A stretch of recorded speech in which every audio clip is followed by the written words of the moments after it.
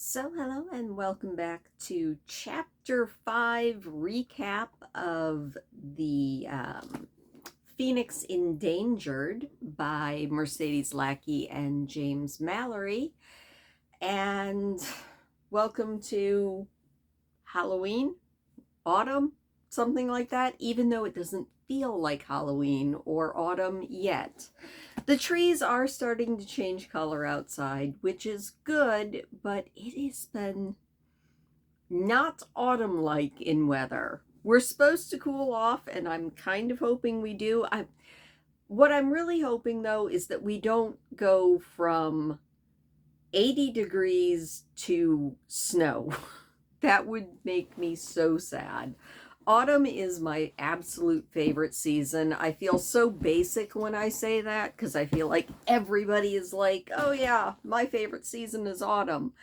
But it's such a wonderful season and I absolutely love it. I love the cool nights that are a little bit crisp, not like you need a jacket and it's a perfect night to sit by like a big old bonfire or something.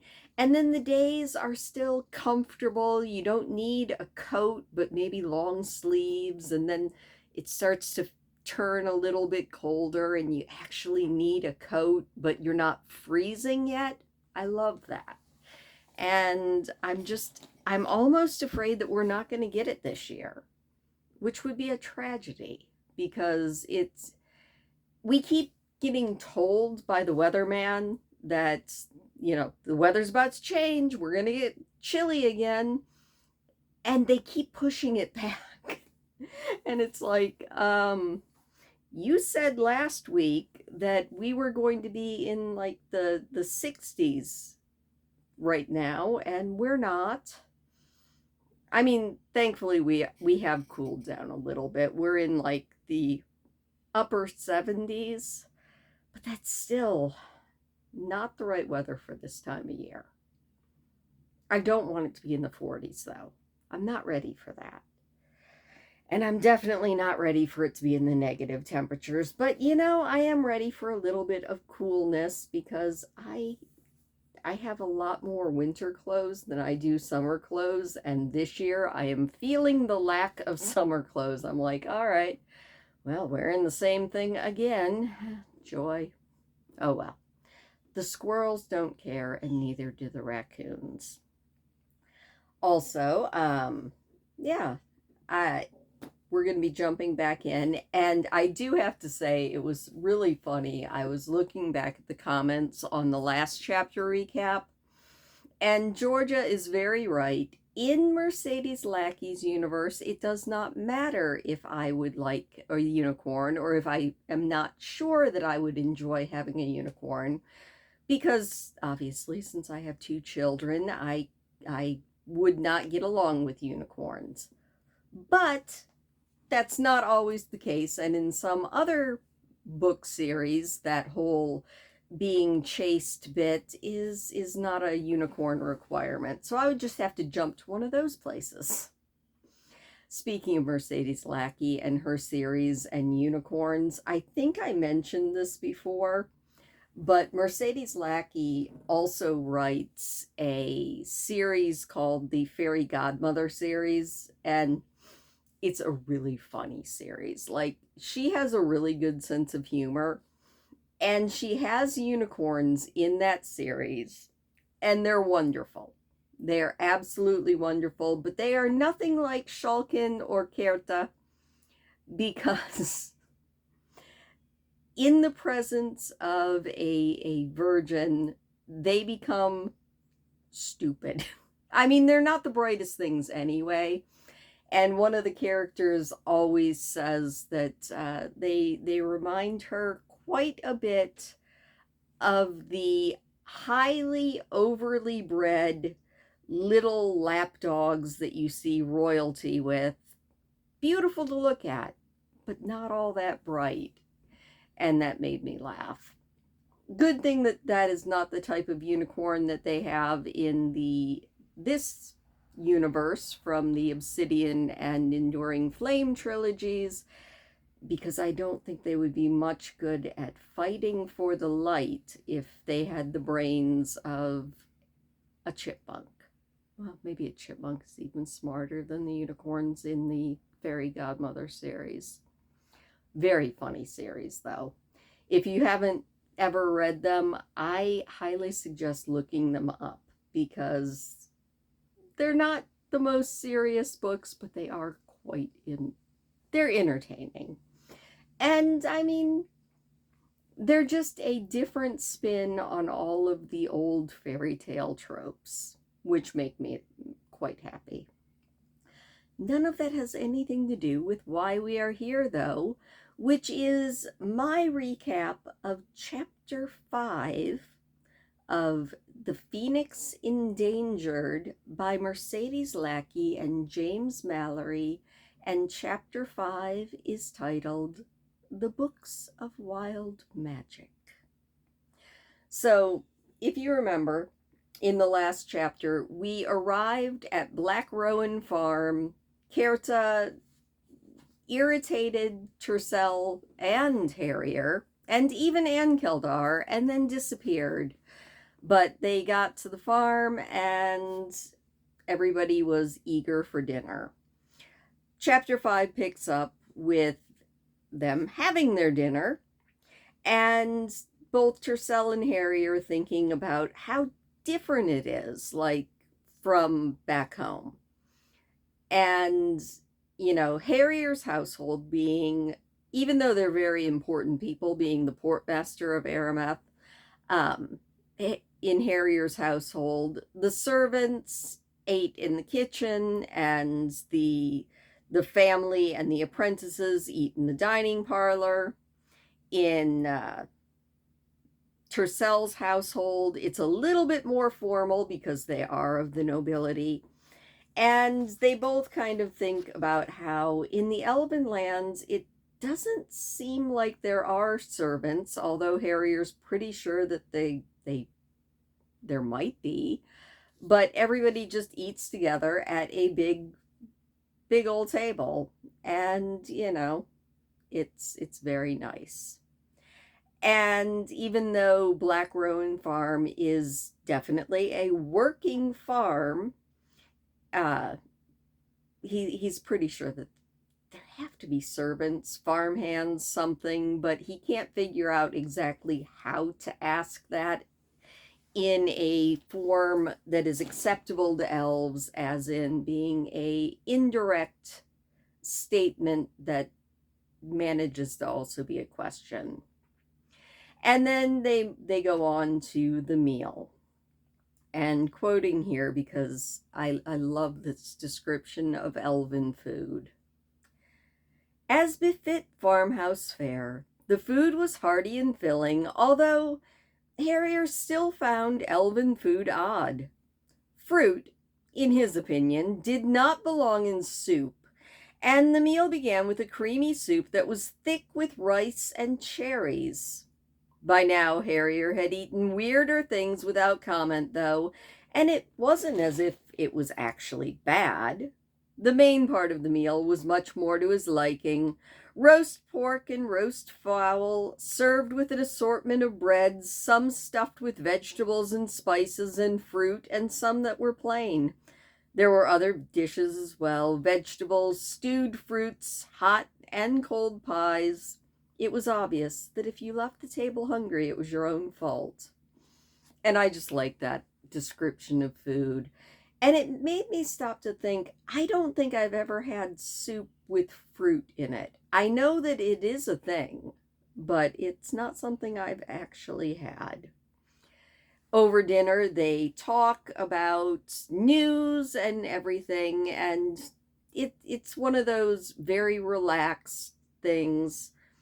They pass on the news that the elves might have already heard, that Sandalon, the Elven King, is now no longer, along with his dragon, but his daughter, Verdinel, is now the queen of the Elven lands. They speak about normal things, and that's when Harrier tries to indirectly bring up the fact that they are still heading south, and they would really like to know what the lay of the land further south is. The elves let them know that, I mean, the border of the elven lands is not too far, a couple of days away, but they don't really know about anything outside of the elven borders because the elves have withdrawn back behind the veil, Pelesha's veil, which protects the elven lands, and they're not really venturing out anymore, which disappoints Harrier. He was really hoping that there would be more towns or they would be able to get more news. They also, the elves, let Harrier know that, yeah, once they get close to the border between the elven lands and the lands further south, there's also no roads, which makes Harrier even sadder because even though the horses that are pulling Tercell's wagon of junk is very, very, the horses are strong and the wagon is sturdy, it's just going to slow them down. And after that, because it is a working farm and farmers keep farming hours, it's getting dark, they finish their food and head off to bed. Well, Harrier heads off to his room, and Tercell goes out to do a little bit more practicing of magic with Ankeldar. Harrier goes back to his room, and surprise, surprise, at least to him, because he was pretty sure that he left them in the wagon and had them well hidden, his 3 books and their little red leather satchel are folded on top of his other clothing. And Harrier's like, he's out of excuses. His mother always said that unpleasant tasks are best done at one. And Harrier, he doesn't think of at least looking at the books of wild magic as an unpleasant task. It's something he really doesn't want to do. So he drags his feet and he delays, he takes a long time trying to find lamps and then getting them turned up just right and finding a good comfy spot to sit and maybe getting himself a tankard of cider and all of those other things. He marvels at how well designed everything in this elven house is, but at last he can't really put it off anymore. So he opens up the satchel and looks at the books. And he takes a long time looking at the outside of the books, and this is kind of amusing to me. So Harrier inspects the books. They were, well, book-shaped books, but small, really only about the size of his hand. All 3 were exactly the same size and thickness, bound in red leather, and they looked not exactly old, but worn. Harrier wondered if someone else had owned these books before they had come to him, and who they had been, and what had happened to them, and how the books had gotten from them to Kerta, and how she had known to bring them to him. He wondered if the books just sort of vanished when a wild mage died, or if somebody had to do something with them, and if so, what? And he wondered how 3 books that were so small could possibly contain everything that someone needed to know about the wild magic. I love that description. He spends a little bit more time inspecting the books. He's looking at the spines, and he notes that in very faint gold on the spine of each book, it denotes what book it is. One has a crescent moon, one has a star, and one has a bright sun. And, he looks at it and spends some more time thinking, I wonder who makes these. Finally, he shrugs his shoulders and tries to pick which one he should look at first. He just grabs at random and opens up the Book of the Moon. He looks inside and discovers, just like Kellen did, that the book is handwritten. And it's a good thing that he's lit all the lanterns because the print is very, very small.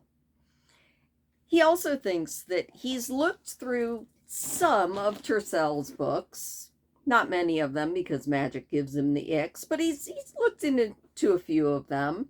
And Tercell's magic books seem very logical. They look like recipes, even if it's a lot of fiddly stuff.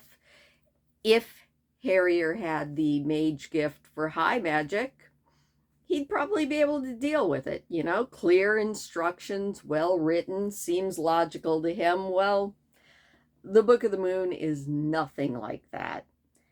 He looks at it and he's like, what on earth is this? It doesn't seem logical at all.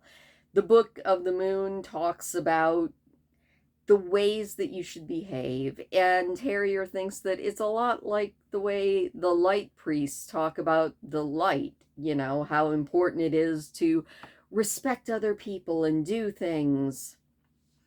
Quoting, except the book wasn't talking about people, and it certainly was not mentioning the eternal light. It talked about acting in harmony with the wild magic and understanding that you must always be ready to pay the price for anything that you asked of it, and knowing that the less selfish that you were, the more likely you were to get what you really needed. It didn't sound a lot like magic to Harrier, even though he would be the first to admit that he didn't know what magic was actually like. What this sounded like was the wonder tales that he used to read as young cousins. Be good, be kind, be unselfish, and you'll get what you want. The trouble is, thinks Harrier, that he doesn't really know what he wants, except maybe for he and Tercell to be safe back home and for none of this adventure to have happened or ever needed to have happened, for there to be no fire woman, lake of fire, goblins. You know, that's what he really wants, and he doesn't think that the wild magic has a spell for that. He flips through the books a little bit and discovers that about 2/3 of the way through the book are some things that Harrier starts to recognize as actually spells, which is nice. Each spell takes up a page, at most two. There's a name at the top, and it looks a lot like his mother's cookbooks. The first spell in the book is fire and just has a lot of instructions about, you know, thinking and concentrating and your intention, and this one doesn't seem to carry a mage price, which is kind of nice. Then comes, you know, a few more spells, a spell for finding things, which has to do with having an intense desire to find what you're looking for, and it also requires a drop of blood, and summoning and scrying, which have a bunch of leaves that you have to burn and cut yourself again, and, you know, pools of water, jugs of wine. And direct quote here, as far as Harrier could tell, wild mages spent a lot of time poking themselves with sharp knives. Maybe that was so that they didn't just do spells whenever they felt like it. He does find a few spells that look interesting. He even finds one that looks actually useful to his practical self, and that is weather calling. There's a spell for cold fire, which, as close as he can figure out, is just the mage light that Tercell does. There's a spell to know what needs to be done, and Harrier thinks that one is really vague, and even if he does become a night mage, he is never going to cast that one. He also gets more and more worried about the idea of mage prices. You know, he thinks that everybody knows that wild mages live their life by casting spells and paying their mage prices and all of those things. He thinks about Ronidia, the only wild mage that he knows that he's met, and how she had told them that she took this entire journey, days and days long, just to meet Tercell as a mage price that she was paying, and he really doesn't like the idea of mage price. Quoting again, it pretty much meant that any time a wild mage cast a spell, the wild magic would make them do something. whether they wanted to or not, and that did not sound very comfortable at all to Harrier. What if the wild magic wanted him to pick up and go traipsing somewhere right in the middle of Tercell's quest? And what happened if you said no? He thinks that he really wishes that they had somebody he could talk to about this, and flips through to the last page of the book, which is a healing spell.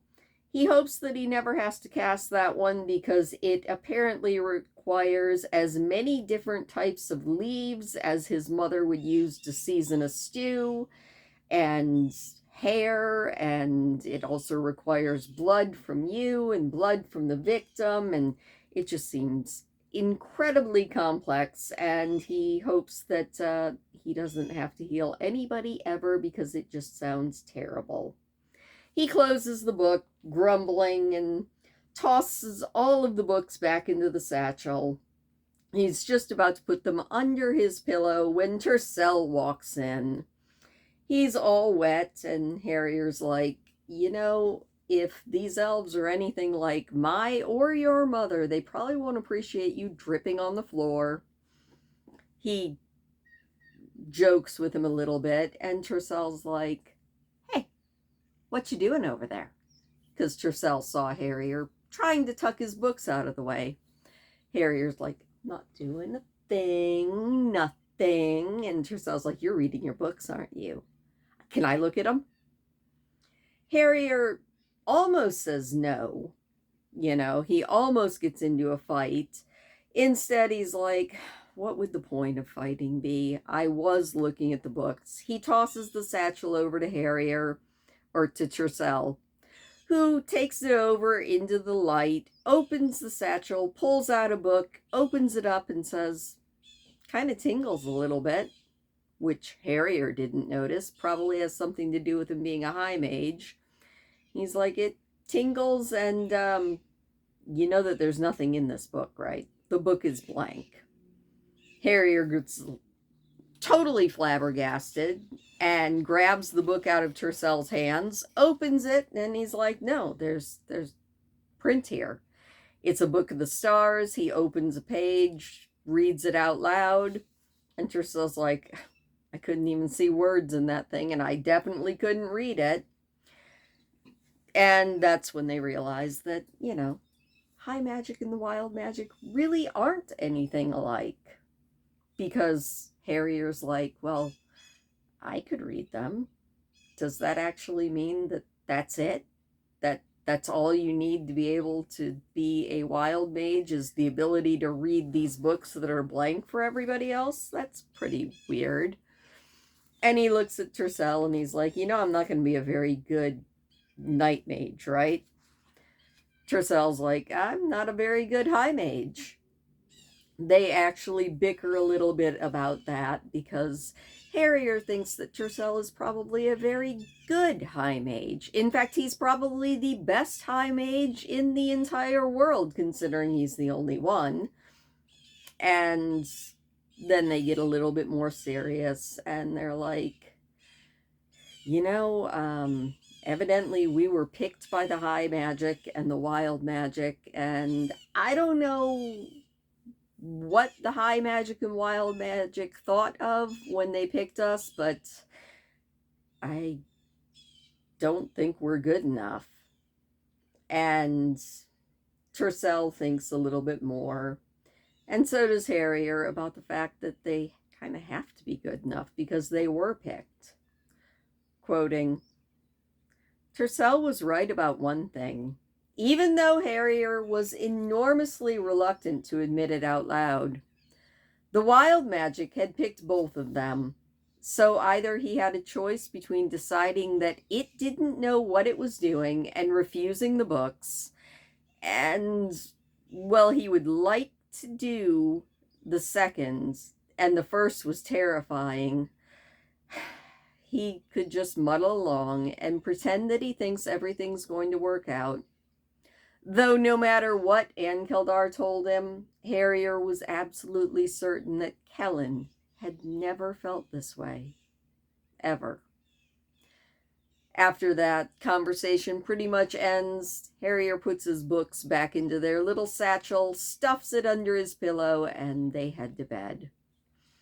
Now, they get up very early because they're used to being on the road, and these elves are farmers, so they are already up. They have a nice hearty breakfast, and Tercel goes off to see if he can help magically with anything on the farm, which Ankildar is like, this will be great practice for you, Bonded. We can help with farm chores, and you can also be practicing magic. And Harrier goes off with one of the elves to completely unpack the wagon, clean it thoroughly, and then they're going to repack the wagon with a list of supplies that Harrier has asked. He does feel a little bit guilty because they're not actually paying for any of these supplies, and they are reassured yet again that everything is being paid for by Germain's house and family as another one of their gifts towards this budding high mage, because I kind of get the feeling that the elves feel a little bit guilty that that's all they're doing, is just being like, all right, here's your wagon, here's your dragon, go fight the big bad, to like young boys. I mean, Tercel is 16, Harrier's 17, and they're going off to try to save the world.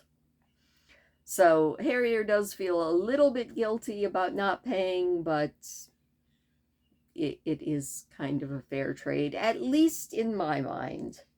He banters back and forth with Sirakar.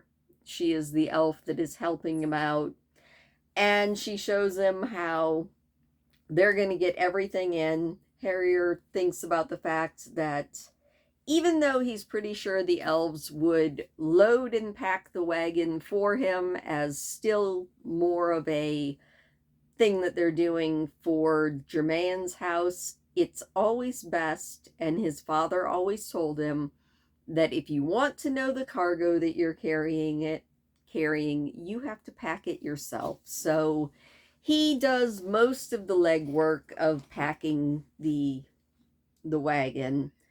They have some very useful carry baskets that they are putting on the side for even more supplies because, I mean, as Harrier has already thought, and as the elves have stated, they aren't going to have a place to resupply until maybe they reach the Mandirian Desert, so it's going to be a long journey. He also asks for and receives several large casks for carrying water. Very, very useful thing to have if you are going through the woods and you are no longer sure, because you have no maps, if you're going to be able to find water sources. Harrier also asks, because when he was looking through the books of wild magic, so many of them required a small fire, and he asks if the elf that is helping him has ever heard of, just a very small brazier that wouldn't be sitting directly on the ground, but something really, really small, that either a small charcoal cake or just a couple of sticks of wood just for a very, very small hot fire. She thinks about it for a few minutes and she's like, I'll see what I can do. So they get everything packed up, and Harrier gets the entire wagon completely packed. The horses have one more night to relax. The elf tells him stories about the fortress of the Crowned Horns, where her father was born, and the day passes quite nicely. Tercel comes back in, and he's been out turning rocks into water, which is kind of fun. It's just one of those things. He's marveling that any field could have that many rocks in it, and the elves told Tercel while he was out helping them that they get that many rocks every time they till the soil. I can definitely tell you from experience, it doesn't matter how long you have been working a garden, I swear rocks just float to the surface every single year.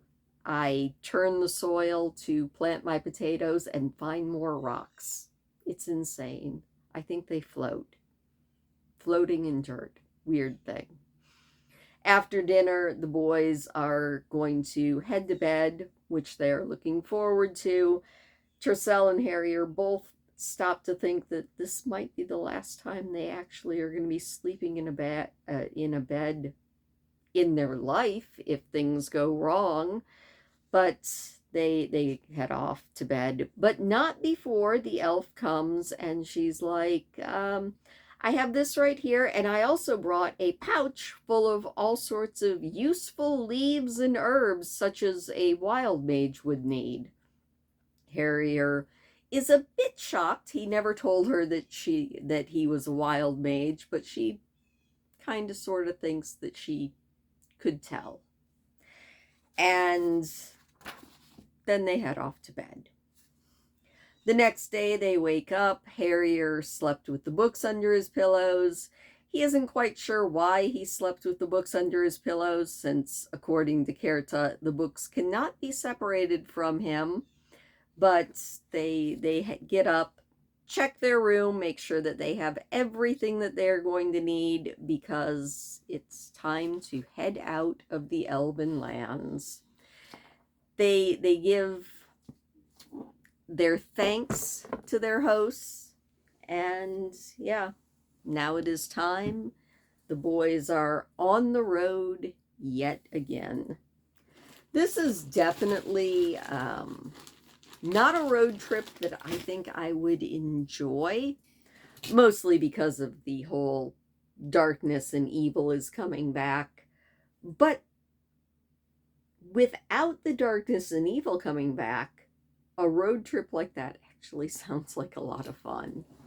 It's funny, my neighbor and I were talking yesterday when we were out on the boat ride about how if it just cools off just a little bit more, and if I had a tent, that it would be perfect camping weather. And that's kind of what I always think of. And I was like, well, I mean, I do have a camper, but I kind of want to do some tent camping. If I don't this year, maybe I'll do it next year, because I don't think I have a tent. I have to go scour the garage. I might have one, but I don't think I do. Interesting. Camping would be fun, though. Camping is always fun. Well, until you get the rock right under your rib cage and you wake up and it takes you like 10 minutes to get moving. Which Tercel and Harrier, being young, probably don't have to deal with, but I definitely would. Anyway, thank you so much for listening. I hope that you enjoyed that chapter, and I will see you next time.